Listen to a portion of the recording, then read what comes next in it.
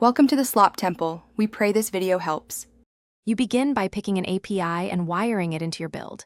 Choose SLF4J with logback for flexibility or Java. Util, logging for 0 deps.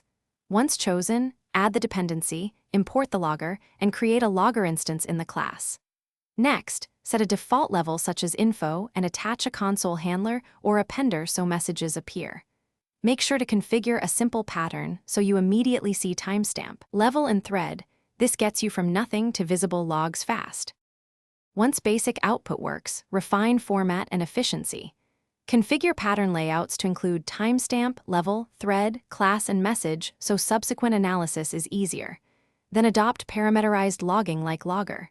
Info, user logged in, ID to avoid expensive string concat. Also push request ID into MDC for cross-service tracing. For throughput-sensitive apps, enable async appenders or non-blocking appenders and configure rolling policies by size or time to prevent disk bloat. These steps balance clarity with runtime performance. You finish by validating in each environment. Run functional tests to confirm levels, rotation, and retention behave as expected.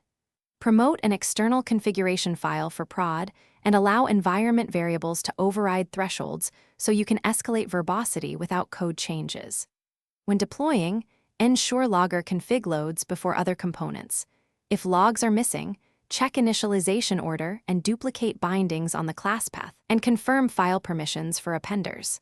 Finally, iteratively tune retention and level to keep useful logs without noise. Thanks for watching. Consider subscribing if we helped you.